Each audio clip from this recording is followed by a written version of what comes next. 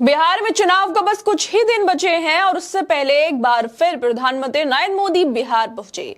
लेकिन चुनावी माहौल में जहां उम्मीद की जा रही थी वो बिहार के विकास, रोजगार, शिक्षा, बुनियादी ढांचे पर बात करेंगे, लेकिन नरेंद्र मोदी वहां जाकर कट्टे की बात कर रहे हैं। नरेंद्र मोदी मंच से कह रहे हैं कि कांग्रेस की कनपटी पर कट्टा रखकर आरजेडी ने मुख्यमंत्री पद छीन लिया। लेकिन सवाल यह है, देश के प्रधानमंत्री होकर क्या उन्हें इस तरह की भाषा का इस्तेमाल करना चाहिए? ये कोई कार्यकर्ता नहीं है, ना किसी पार्टी के साधारण नेता है। ये देश के प्रधानमंत्री हैं, सबसे ऊंचे पद पर बैठा व्यक्ति है, जिनके शब्दों का असर राजनीतिक मंचों तक नहीं बल्कि पूरे देश में होता है। क्या चुनावी भाषणों में इतनी उग्र और हिंसक भाषा का इस्तेमाल उस पद की गरिमा के अनुरूप है? और सबसे बड़ा सवाल, जब प्रधानमंत्री बिहार आते हैं तो क्या उन्हें यह नहीं बताना चाहिए कि उनके सरकार ने पिछले सालों में बिहार के लिए क्या किया, कौन से विकास कार्य करे, कितनी नौकरियां पैदा की और राज्य के हालात में क्या सुधार आया? नरेंद्र मोदी के इस बयान के बाद अब लोग हरेन पांडे को भी याद करने लगे हैं। लोगों का कहना है कि जिस मानसिकता से गुजरात में सत्ता की राजनीति खेली गई, वही मानसिकता बिहार में दिखाई दे रही है, क्योंकि नरेंद्र मोदी अपनी सरकार की सफलता नहीं गिना पा रहे और ऐसे बयान दे रहे हैं जिससे जनता का कोई लेना देना ही नहीं है। दरअसल बिहार के आरा में प्रधानमंत्री नरेंद्र मोदी ने जनसभा को संबोधित करते हुए महागठबंधन पर तीखा हमला बोला और ऐसे बयान दे दिए जो किसी प्रधानमंत्री को नहीं देने चाहिए। नरेंद्र मोदी ने बिहार में कहा, आज विकसित बिहार के संकल्प के साथ पूरा एनडीए एकजुट होकर आगे बढ़ रहा है। वहीं दूसरी तरफ कांग्रेस और आरजेडी में घमासान मचा हुआ है। मैं आपको एक अंदर की बात बताता हूं, नामांकन वापस लेने से एक दिन पहले बिहार में बंद कमरे में गुंडागर्दी का खेल खेला गया था। कांग्रेस कभी नहीं चाहती थी कि सीएम पद पर आरजेडी के नेता का नाम तय हो, लेकिन आरजेडी ने भी मौका नहीं छोड़ा। आरजेडी ने कांग्रेस की कनपट्टी पर कट्टा रख दिया, सीएम पद चोरी कर लिया, घोषणा करवा रही हैं, फिर जबरदस्ती कांग्रेस से सीएम पद के उम्मीदवार की घोषणा कराई गई। वैसे कट्टे से याद आया, अनंत सिंह, जिन पर अभी आरोप लग रहे हैं दुलार चंद की हत्या के, मोकामा में सरेआम खुलेआम दिन दहाड़े एक व्यक्ति की हत्या हो जाती है क्योंकि वो जन स्वराज पार्टी का समर्थन कर रहे थे और वो एनडीए के प्रत्याशी हैं अनंत सिंह, और गोली के आरोप लग रहे हैं उन पे।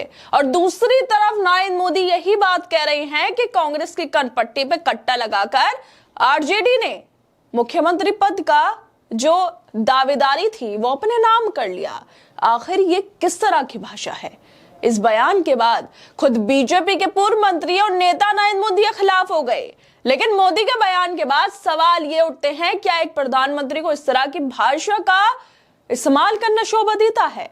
देश के सर्वोच्च पद पर बैठे ये व्यक्ति, और इनसे ऐसी उम्मीद नहीं की जा सकती वो अपने शब्दों में मर्यादा रखें और लोकतांत्रिक मर्यादाओं को सम्मान करें। क्या प्रधानमंत्री को अपने भाषणों में कट्टा जैसे शब्दों का इस्तेमाल करना चाहिए? क्या इस तरह की भाषा जनता को आकर्षित करने का सही तरीका है, या ये सिर्फ माहौल को भड़काने और राजनीतिक लाभ के लिए किया गया प्रयास है? एक प्रधानमंत्री से उम्मीद की जाती है वो जनता के सामने अपने कार्यों की उपलब्धियों का ब्यौरा दे, विकास की दिशा में किए गए प्रयासों की चर्चा करे, ना कि विपक्ष को निशाना बनाने के लिए आक्रामक और उत्तेजक शब्दों का इस्तेमाल करे। सवाल ये भी है, पिछले 10 सालों में बिहार के विकास के लिए केंद्र सरकार ने क्या ठोस कदम उठाए? आज भी बिहार में रोजगार नहीं है, शिक्षा, स्वास्थ्य और बुनियादी ढांचे के मामले में पीछे क्यों हैं? जब प्रधानमंत्री बिहार जाते हैं तो क्या उन्हें यह नहीं बताना चाहिए कि उनके शासनकाल में बिहार को क्या मिला, कौन से उद्योग लगाए गए, कितनी नई नौकरियां पैदा हुई और युवाओं के भविष्य के लिए क्या ठोस योजनाएं बनाई गई? जनसभा में प्रधानमंत्री ने जिस आत्मविश्वास के साथ विकसित भारत की बात कही, उसी आत्मविश्वास के साथ उन्हें यह भी बताना चाहिए उनके शासनकाल में बिहार को कितना विकास मिला है। मोदी के कट्टे वाले बयान को लेकर वैसे लगातार सोशल मीडिया पर आवाज उठाई जा रही है, सवाल उठाए जा रहे हैं, और इसी बीच कांग्रेस नेता पवन खेड़ा भी लिखते हैं, मोटा भाई और छोटा भाई की यही मानसिकता गुजरात में भी रही थी। प्रभु हरेन पांडे की आत्मा को शांति दे। वैसे अगर पीछे जाएं कुछ साल तो 2002 दंगों के बाद बीजेपी को बड़ी जीत मिली थी और नरेंद्र मोदी मुख्यमंत्री बन गए थे, 2 साल हो गए थे उन्हें, और उसी वक्त केशुभाई पटेल से लेकर गुजरात बीजेपी के बाकी बुजुर्ग साइडलाइन हो गए थे। तय हो चुका था कि गुजरात में भाजपा का झंडा चलेगा और नरेंद्र मोदी उस झंडे को थामे हुए हैं। और इसी बीच जो केशु भाई थे, उनके एक सिपा सलार थे, एंटी नरेंद्र मोदी लॉबी के हिस्से थे और सबसे बड़ा चेहरा भी थे, वो थे हरेन पांड्या, जो उनके खिलाफ थे नरेंद्र मोदी के। और उसी दौरान अहमदाबाद के लो गार्डन एरिया में मॉर्निंग वॉक के बाद हरेन पांड्या अपनी कार में बैठे थे, तभी दो लोग वहां आते हैं और उन्हें 5 गोलियां मारकर फरार हो जाते हैं। हत्या के वक्त हरेन कार में थे या हत्या कहीं और हुई, इस पर विवाद हुआ। और ये जो हत्या हुई थी हरेन पांड्या की, इस पूरी जो मर्डर की कहानी थी, इस पर इल्जाम लग रहे थे, उस वक्त आरोप लगाए जा रहे थे अमित शाह और नरेंद्र मोदी पर। और इसी को लेकर अब पवन खेड़ा कह रहे हैं कि ऐसी ही बातें नरेंद्र मोदी अब बिहार में भी कर रहे हैं। नरेंद्र मोदी के बयान के बाद सवाल तो उठ ही रहे हैं कि विपक्ष पर हमला करने से पहले क्या ये ठीक नहीं होता कि प्रधानमंत्री जनता को ये बताएं कि सरकार ने अब तक क्या उपलब्धियां हासिल की। आखिर बिहार के लोगों को भाषण नहीं, परिणाम चाहिए, युवाओं को नौकरियां चाहिए, आम जनता को बेहतर स्वास्थ्य और शिक्षा सुविधाएं चाहिए। इन मुद्दों पर चर्चा करने के बजाय प्रधानमंत्री का भाषण बार बार राजनीतिक हमले में बदल जाता है।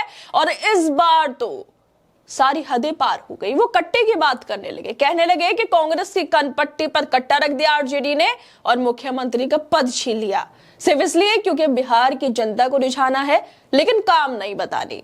और जिस तरह से नरेंद्र मोदी का बयान सामने आया, उसको लेकर भाजपा के पूर्व नेता और मंत्री यशवंत सिन्हा लिखते हैं, His election speeches in Bihar once again prove that we have an uneducated सड़क छाप PM Vajpayee never used such language। मतलब यशवंत सिन्हा साफ साफ कह रहे हैं कि हमारे पास सड़क छाप अनएजुकेटेड जो प्रधानमंत्री हैं वो हैं, लेकिन वाजपेयी जो थे उन्होंने कभी इस तरह की भाषा का इस्तेमाल नहीं किया।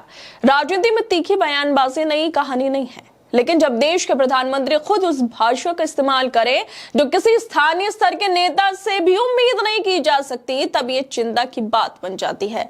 क्या जनता को भाषणों में मर्यादा और सभ्यता की उम्मीद छोड़ देनी चाहिए? क्या विकास के नाम पे सिर्फ राजनीतिक नारे ही रह गए? बिहार की जनता समझदार है, उसे पता है चुनाव के समय कौन क्या वादा करता है और चुनाव के बाद कौन कितना निभाता है। प्रधानमंत्री को चाहिए कि वो अपने भाषणों में कटाक्ष की जगह काम की बात करे, ताकि जनता ये महसूस करे कि देश का नेतृत्व वाकई विकास के रास्ते पर गंभीरता से काम कर रहा है।